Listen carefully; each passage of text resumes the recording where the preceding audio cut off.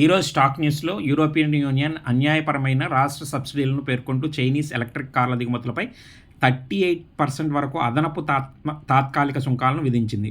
AstraZeneca India తన సాంకేతిక కేంద్రాన్ని చెన్నైలో విస్తరించేందుకు 250 crores పెట్టుబడి పెడుతుంది. వోక్స్ వ్యాగన్ తన మొదటి ప్రీ ఓన్డ్ కార్ స్టోర్ను తమిళనాడులో ప్రారంభించింది.